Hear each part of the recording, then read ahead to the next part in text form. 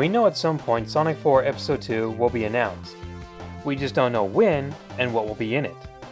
Normally I like to do these videos for games that haven't been done, or that should be done, but since some of you have been wanting me to make a Forbidden Fruit video for a while, I thought this would be the perfect excuse.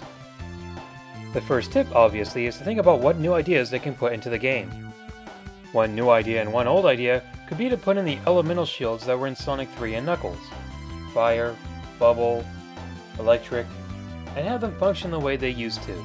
Maybe using the one button or another button to be able to perform their secondary movement while still having the second button as the homing attack. But what fun would it be to just have the old stuff return? Why not add some new shields in there as well? Some ideas for shield abilities that I was toying around with was the thought of a wind shield. It would protect Sonic from very strong gusts of wind, and for a limited time it would be able to have him fly. Now I don't mean fly like Tails, I mean more like knights flying. Another one would be light.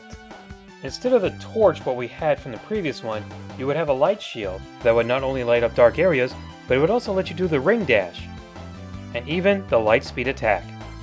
Another one I had in my mind was the ice shield, because I'm betting that somewhere along the line we're going to get another ice level.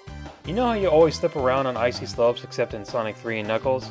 It would protect you from slipping on the ice, but I also wanted it to be able to shoot out ice like a projectile. Something similar to what the electric shield did, only, you know, make use of it.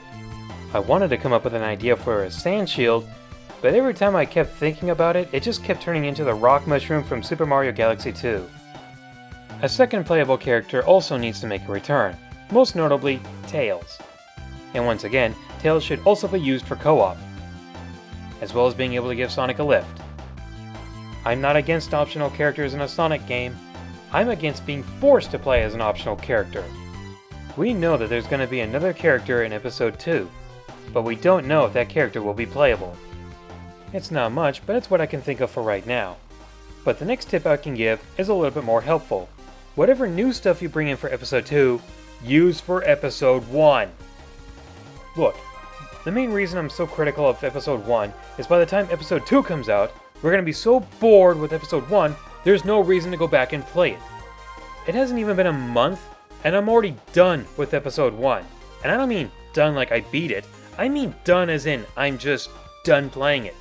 There's not much of a reason for me to go back and play it, I've done everything. Which is why if there's anything new in Episode 2, it should work in Episode 1. That way, it gives a new, fresh feeling to those levels, and a reason to go back and play them.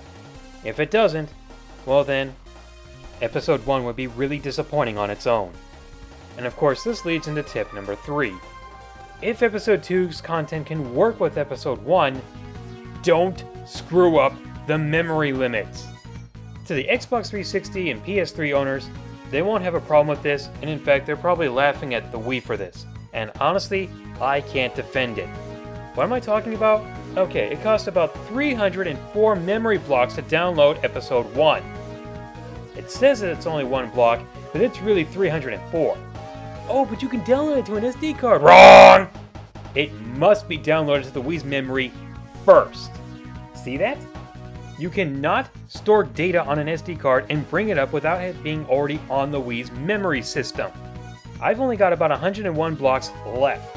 I'm not going to be able to have enough room to download Episode 2. So what does that mean? I have to get rid of Episode 1 and play Episode 2?